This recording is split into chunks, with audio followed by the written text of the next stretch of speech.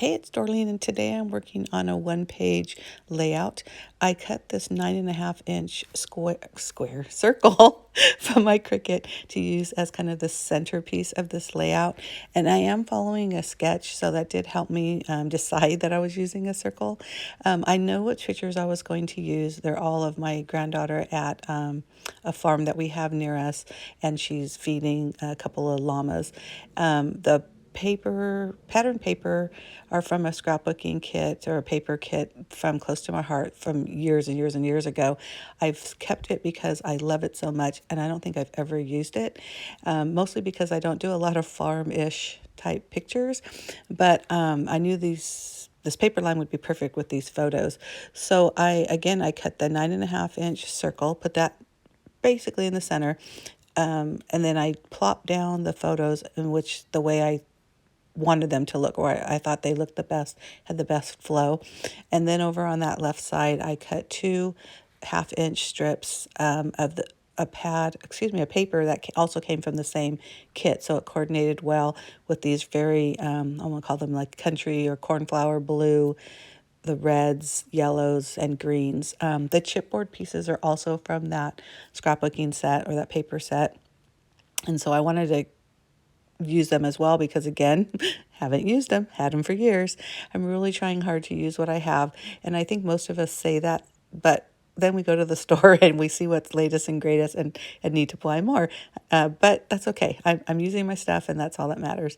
But I have a general idea of where I'm putting these photos and stuff, and I'm kind of pushing and pulling and having them overlap in places. So I want them to seem very like cluster-like and not so far apart.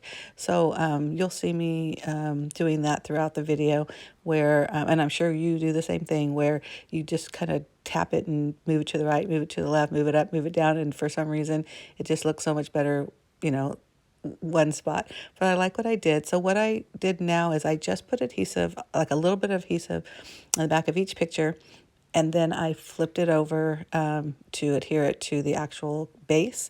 And then once I did that, I'm just kind of straightening out a little bit better the photos, even though nothing I do is ever straight, even when I use a ruler. But I want it to sort of look straight, I guess. So once I have it down there, because I only put a little bit of adhesive when I flipped it over, I did add more adhesive to the back of the photos where it was needed to give it a more permanent adherence. So I made a journaling box with just some scrap white cardstock that I had at my desk. I matted it with that same yellow paper that I did on the left. So it all coordinates. And now I'm fussing around with these embellishments. Now these were the only embellishments I planned on using, and you'll see in a little bit that I did add a little bit more, but again, from my stash that I had for years.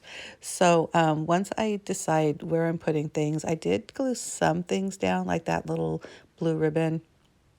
Well, I guess it's not really blue, but that ribbon chipboard piece, a couple of those hearts. Aren't those hearts adorable? I just absolutely love them. And the flower there over on the right, I like those placements, but I just really didn't love what was happening on that top left. So I glued that one down, and I'm getting ready to do the other one. I'm just like, ugh, I just don't. I think because the flowers are the same size, it just doesn't look right in my mind. So I go through my embellishment little containers. This one holds everything red, and these are always kind of like my little one-offs. But I had a bunch of, I want to say they're supposed to like emulate like a vintage look, these labels and just little different things. And I thought they had that same look as the same, this kind of farmish feel. And labels are a great way to add either as your cluster base, or just use it as a journaling spot, or just add a little something. So I cut down that one red one because I didn't need it to be as long. And then I didn't show you, but I also went through my green, yellow, and blue embellishment containers. I didn't see anything blue, but I did grab, as you can see, a little yellow thing right there. And a green one. But I'm loving this little cluster a lot more. I'm still trying to figure out what to do with that heart because it's a red check, and I didn't want to put red check on top of red check.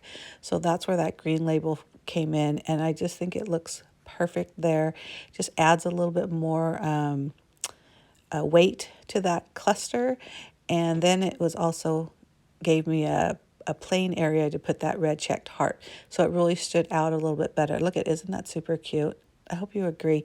If you like what I'm doing so far, please give me a thumbs up. Leave a comment below if you have any comments or questions. And if you're not already, please hit that subscribe button down below. I'd appreciate it. And I do at least 2 videos a week. One will always be scrapbooking, and the other is whatever it is I'm creating in the command center, which is the name of my craft room, and also my blog.